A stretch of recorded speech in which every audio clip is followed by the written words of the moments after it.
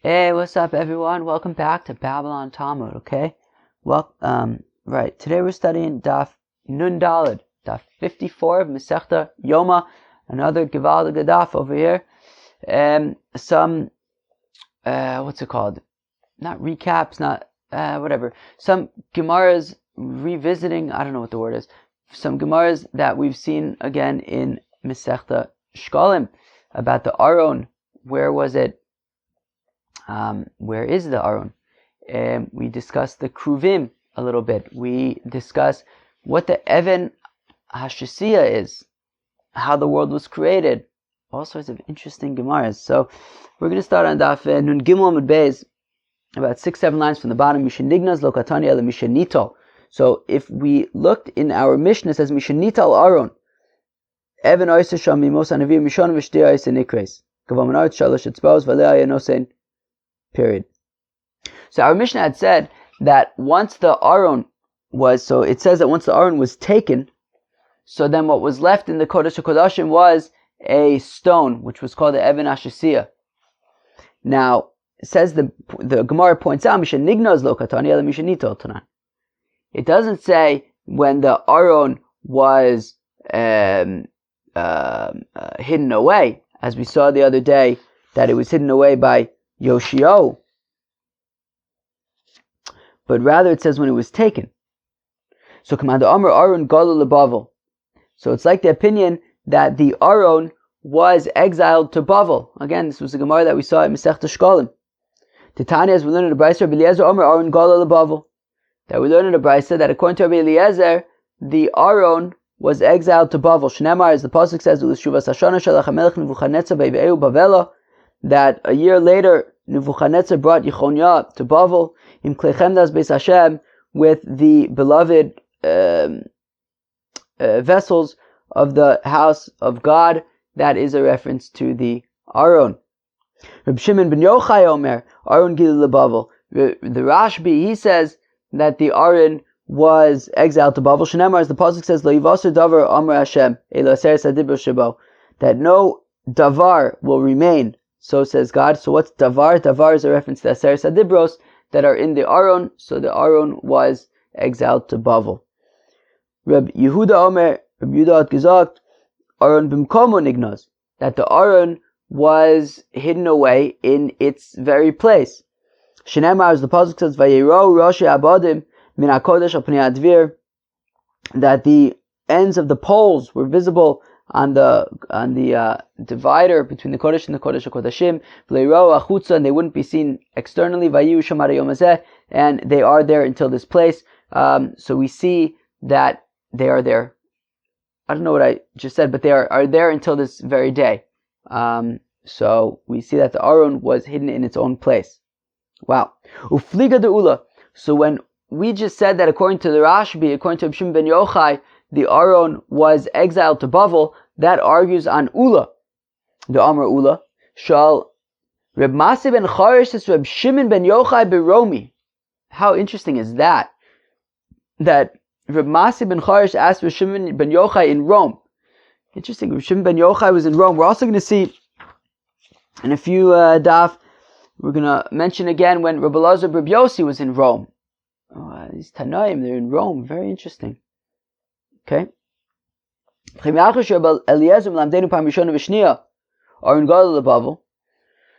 Rabbi Eliezer proves to us from two psukim that the Aron was exiled to Bavel. Hada Amaron, right? The pasuk that we said by V'eu Bavelim Klechemdas Beis Hashem.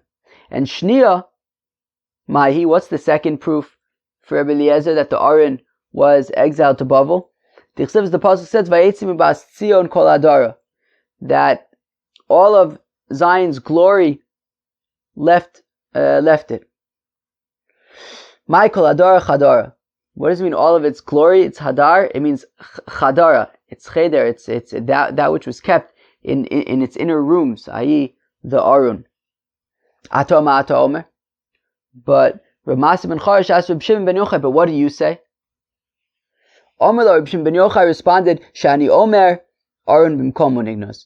Reb Shimon ben Yochai says that in his opinion the Aron was hidden away in its place. So whereas we had said that according to the Rashbi, the Aron was exiled to Bavel, we see in this dialogue between Rav Masi ben Charosh and Reb Shimon ben Yochai in Rome that, according to Reb Shimon ben Yochai, the Aron was hidden away in its place. So that's the machlokas between Ula's representation of Reb Shimon ben Yochai and the initial representation of Reb Shimon ben Yochai. Shenemar, as the pasuk says, "Vayerichu abadim v'gomer," that pasuk that says that the Aron is there until this very day. Omerle. So our Gemara says Rabba. There's different guys that says Rava. Take your pick. Leula. My mashma. Let's go with Rava. My mashma. How do we learn from this pasuk of Vayarichu Habadim Vayiro Rashi Habadim in Hakodesh Al Pnei Advir V'Lo Yiro Achutza Vayushu Marayom Hazeh? How do we learn out from there that the Aron was hidden away in its place? Is it because the pasuk says in that pasuk Vayushu Marayom Hazeh? Is it because the pasuk says that and they are there until this very day, referring to the Aron? And that wherever it says that something is arayom hazeh, that something is until this very day, it mamish means that it's there until this very day.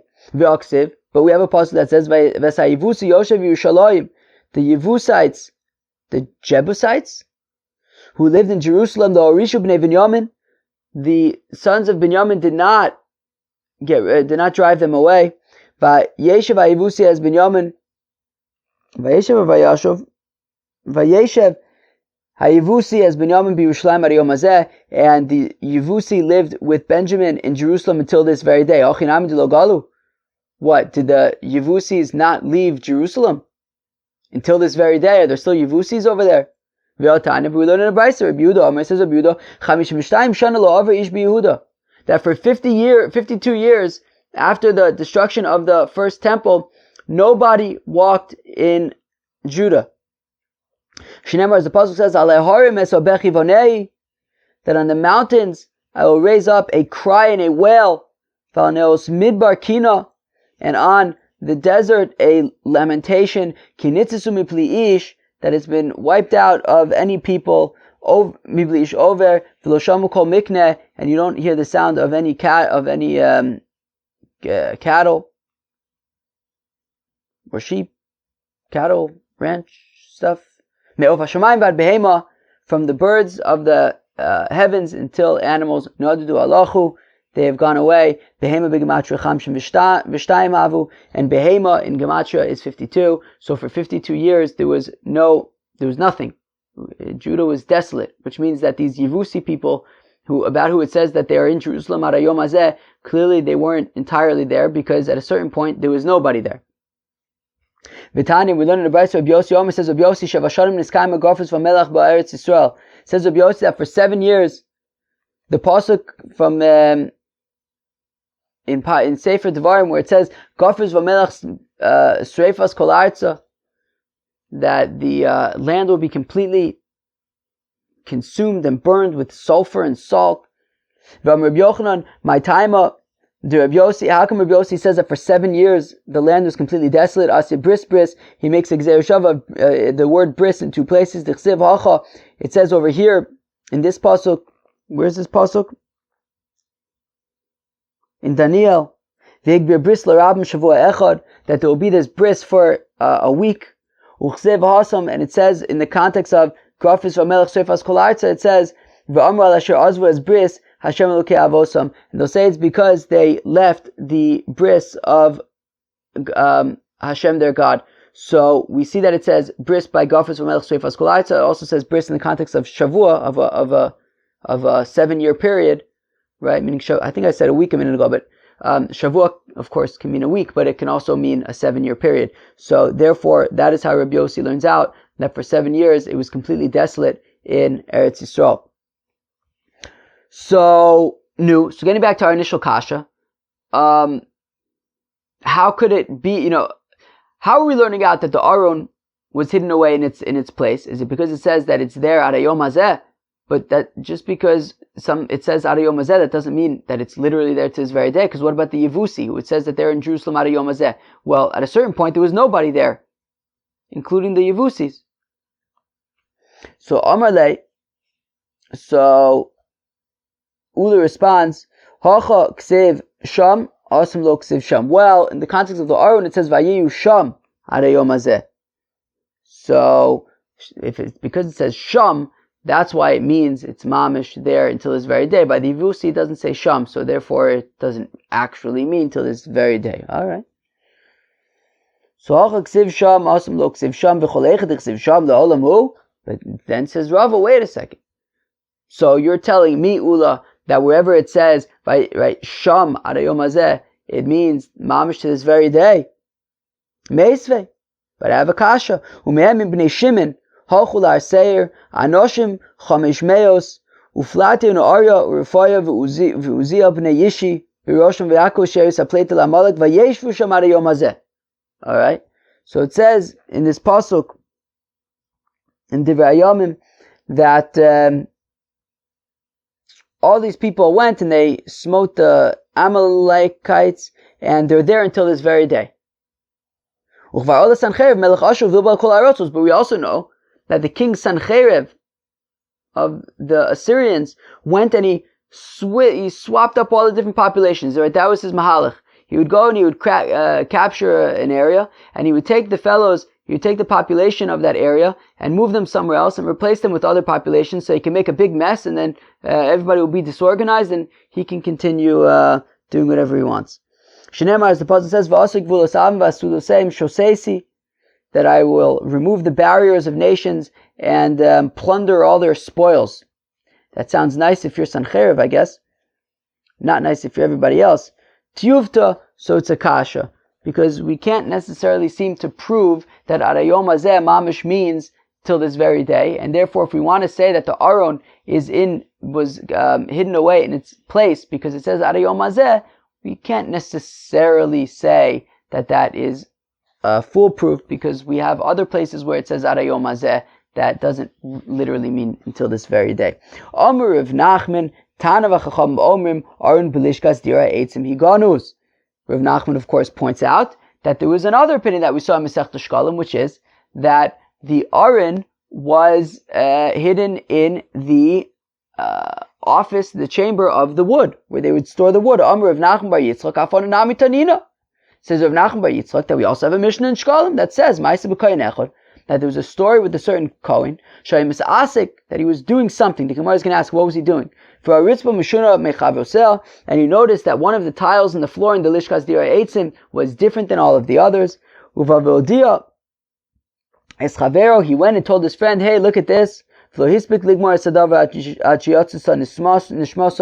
wasn't able to finish telling his friend what he saw until his soul left his body. And everybody knew, wow, okay, that must be where the Aron is hidden away. My Hava Ovid, what was he doing? It says that there was a certain Kohen who was doing stuff. What was he doing? He was playing around with his hatchet. He was playing around with his hatchet, Lamaise, and he noticed that one of the tiles was different, and that is where this whole story kind of was based on. Tana Dver Bishmol, son of Bismedrash of Bishmol, Shnei Kohanim by Limumin, Ayu Maslin Ba'etzim. It was two Kohanim that were blemished, that were removing worms from the wood in the Lishkas Ha'etzim, Nishmata Kardumo Shel Echad Mehem, and the hatchet of one of them fell out of his hand, V'nafla Sham, and it fell onto this tile that was above where the Aron was, V'yatzusa Eish V'achalatu, and a fire came out and consumed the hatchet. Very interesting stories. Rav Yehuda asked the following question. It says that the ends of the poles of the Aron were visible, and it says that they were not visible outside. So 1 second, were they visible or weren't they visible? Nirin ve'ein nirin. So it means they were seen, but they also weren't seen. Alright? We talk a lot in a brayso like this, that the ends of the poles were visible. Is it possible that they didn't move out of their place? I guess out of the Kodesh HaKadoshim maybe.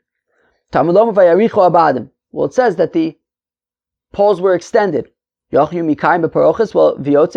they were extended, then is it possible that they tore through the parochas that was between the Kodesh and the Kodesh HaKodashim?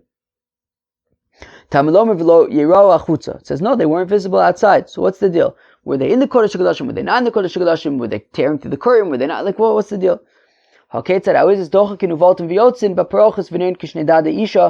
Rather, they were in the Kodesh HaKodashim, but they were pushing against the curtain that separated between the Kodesh and the Kodesh HaKodashim, and protruding like the breasts of a woman protruding from her clothing. Shenemar, as the pasuk says, Tzor Amor Dodi Li Ben Shadayalin, that like you are like a bundle. My beloved is like a bundle of myrrh that rests among my breasts. Rav Katina had gesagt, that when the Yidden would go be Ola Regel during the Shalosh Regalim Megalim Loy Mesa Paroches, they would open up the Paroches in the Kodesh HaKodashim, Umarin Loy Mesa Kruvim, and everybody would be able to see the Kruvim. Shayuma Orim Zebazeh, that they were hugging each other, that they were joined with each other.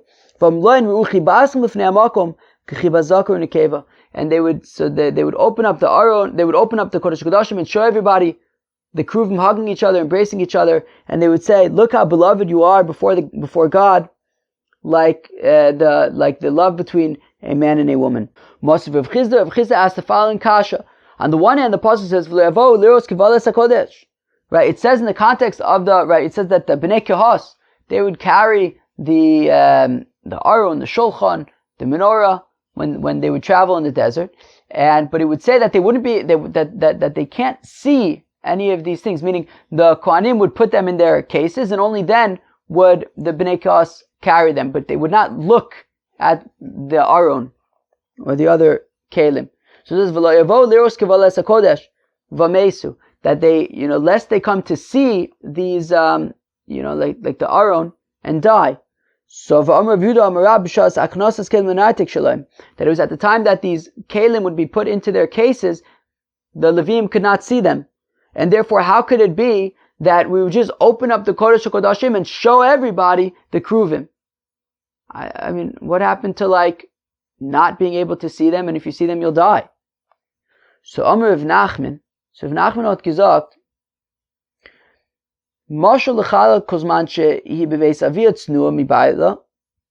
that it's like a bride that when she is engaged but not yet married and she's still at her father's house, so then she's very tsanua, she's very modest. Okay.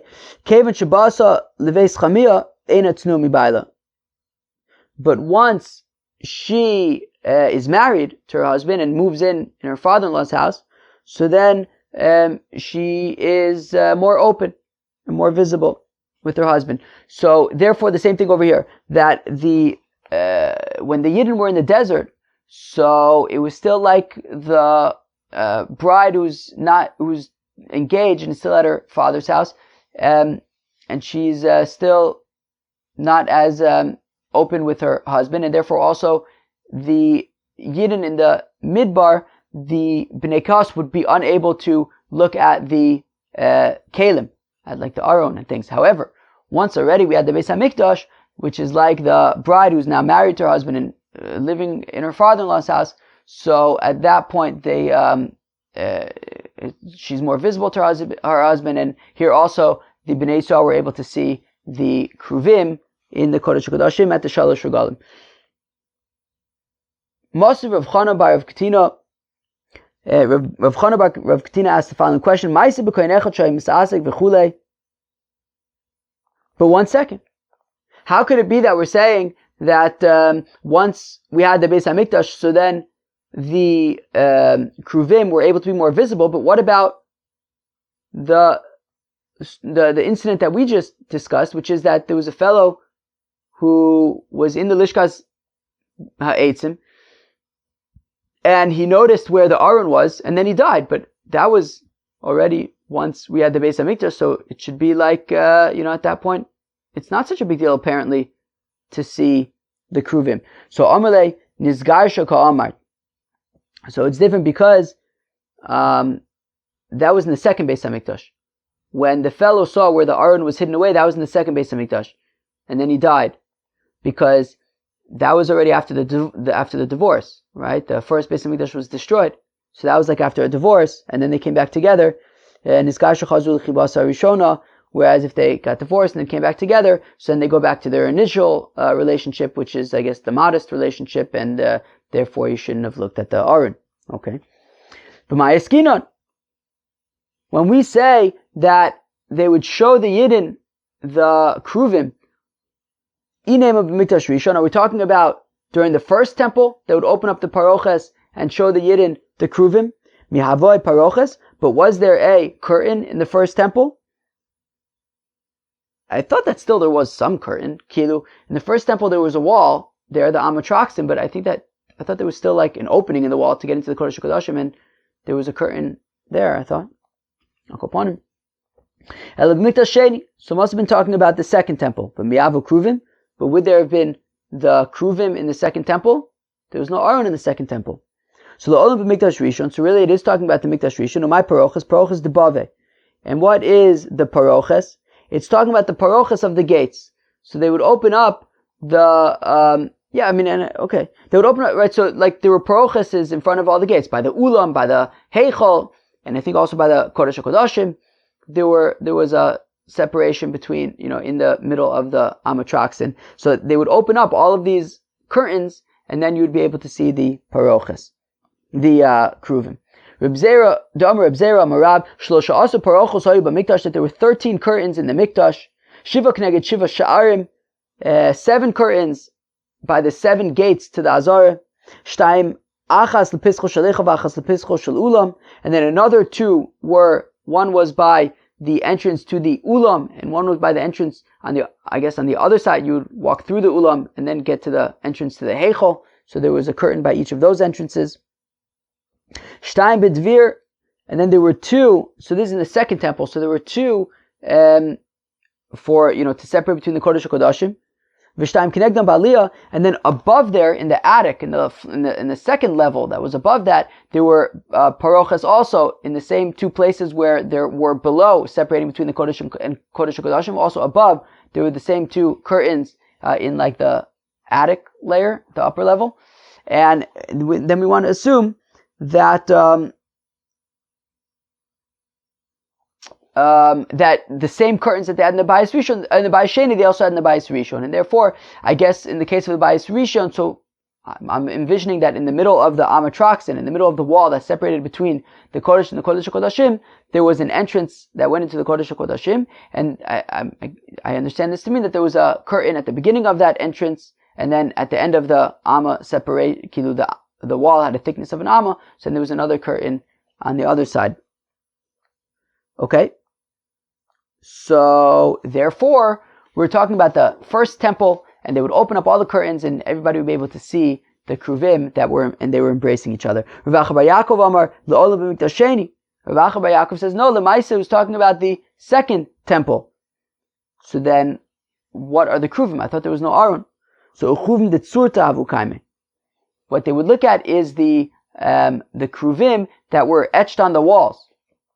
The pasuk says, "V'as kol kiros habayis mesav kela," that all of the walls of the Beis Hamikdash, they had all of these etchings, kruvim v'timoros turetzitzim, the kruvim and like dates and flower buds, v'tzipazov, and then they were covered in gold, mishar ala mechuka, and then all of these etchings were covered with plated in gold. Uchsiv, and the pasuk says, uchmar ish veloyos, and it was like mar ish veloyos. My kamar ish veloyos. What does that mean? Amar Rava bar Shila, ke ish ha'ma'ora b'levaya shalo, like a man who is joined and embracing his companion. So on the walls they had these etchings of the Kruvim, and says Rav Acha bar Yaakov, in the second temple, what they would look at was the Kruvim that were etched on the wall. Amar Rish Lakish says, Rish Lakish b'shashe nichnesu nachum laheichal, when the Gentiles entered into the Heichal, ro Kruvim ha'meurin zeh bazeh, they found that the Kruvim were embracing one another. Hotziun lashuk, and they removed the kruvim and they took them out to the market. Ve'amru, and they said, Yisrael alalu shebechason brachu kulalason klala, that these yidden, that their blessing is a blessing and their curse is a curse. Yasku b'dvarim alalu, they should be involved in these kinds of things with embracing and things like that. Miyadi zilum, and by saying so, they sort of cheapened the kruvim. Shenemar, as the pasuk says, Kol mechabdei zilua kiro ervasa, that anybody who honored the Jerusalem then cheapened it and lowered Jerusalem in their eyes, kiro ervasa, because they saw its exposure.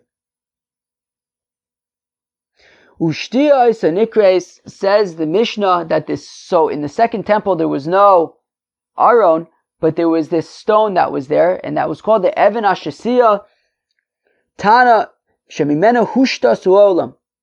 That we have a brayso that says that from this stone, the world, that was the foundation of the world. Tnan Commander Omar Mitzion Nivra Olam, and that is like the Manda Omar, who says that from Zion the world was created. That the Eibishter created Yerushalayim and then expanded Jerusalem to create the rest of the world. The Tanya, as we learned in the brayso, Rabbi Eliezer Omer, Olam Mem Ta'iso Nivra. Rabbi Eliezer's opinion is that the world was created from the middle. Pashit, the middle of the world, and then God kept on just adding more and more and more until we got to the world that we have now. Shinemar, as the pasuk says, B'tzekes Ofer Lemutzak U'Regavim Yidubaku. That when you take a clod of earth and you attach it to other clods of earth, they make it bigger and bigger and bigger. Rabbi Yeshua Omer Olam and Atzdadin Nivra. Rabbi Yeshua says that the world was created from the sides. That the Eibishter created like 4 points and then connected them with the world. Shneimar, as the pasuk says, Ki l'sheleg Yomar Hebe Aretz, that to the snow he will say, become land. V'geshem mata v'geshem matros uzo. And then I don't understand it completely, but he basically like added rain and then things grew, I think, until they all like connected with each other. So there was like these different points of the world and God connected them. Okay? Rabbi Yitzchak Omer says, Rabbi Yitzchak, Even Yora HaKadosh Baruch Hu B'Yom. The Eibishter threw a stone in the sea. Okay? Not sure which sea, but okay. Alright. Okay. Maybe when it was like, I don't know. Where am I? Mimenu nishtas olam, and from there, I guess from that stone, the world was then was created. Shinemar, as the pasuk says, Adonai hotbo, on what are its foundations founded? I guess. O miyara evan pinasa, or who throws in the cornerstone? All right. So therefore, the Eibishter threw a stone into a sea, and the world was created. But the Chacham say mitzion nivra, that the world was created from Zion. Shinemar, as the pasuk says, Mizmor la'asaf kelelokim Hashem, that it is a mizmor to Asaf, that there is God, and Diber vayikra aretz, that the Eibishter spoke. I'm reading the pasuk now. It's not in the Gemara. That the Eibishter spoke, and then there was land. Mimizrach shemesh hamavo, from the where the sun rises to where the sun sets, and then continues the Gemara v'omer, and it says Mitzion, right in the very next pasuk, Mitzion michlal yofi, that from Zion comes beauty. Mimenu muchlal yofi shalom, that from Zion comes the beautiful of the beauty of the world. So the world was created from Zion. Tanya, we learn in the brayso, Rabbi Eliezer Gadol Omer, says Rabbi Eliezer Gadol, Elu tolos hashemayim va'aretz, these are the generations of the heaven and earth, B'yibarim, when they were created, B'yom asos Hashem Elokim eretz v'shamayim, when the Eibishter created heaven and earth, or earth and heaven. Todos shamayim mishamayim nivro, todos aretz me'aretz nivra. So the generations, or I guess the offspring, or the creation of the heaven came from the heaven, the creation of the earth came from the earth.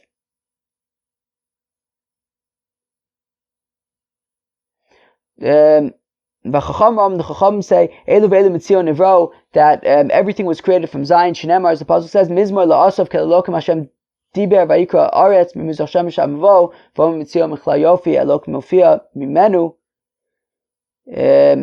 Ofia mimenu muchla yofi shalom.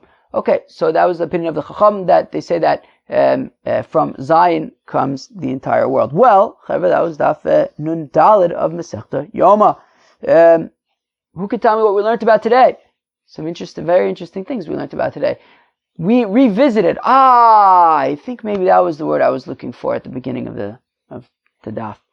Revisited. We revisited Gemaras that we had seen in Masechta Shkalim about what happened with the Aron. We saw the opinion that the Aron was taken to Bavel.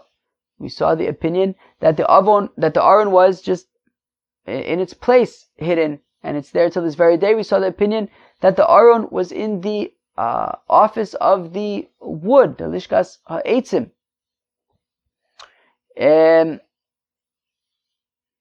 We also saw the about the Kruvim, that on the Shalosh Regalim they would open up the parochas and they would show everybody the Kruvim, which is super interesting, and right that they would be embracing each other. And then at the very end we discussed a machlokas about how exactly the world was created. One opinion is that the world was created from from Yerushalayim, from this Evan Ashasiyah that was in Yerushalayim, and then from Yerushalayim everything expanded. But the Ezra's opinion is that the world was created from the middle and just kind of expanded outwards. The opinion of Rabbi Yoshua is that there were like four corners that started and then were kind of connected. And according to Rabbi Yitzchak, there was a stone that was thrown into the sea, and from that stone came the world. So very, very, very interesting things on Daf Dalet of Masechta Yoma. I hope you enjoyed it. Have a great day. Cheers.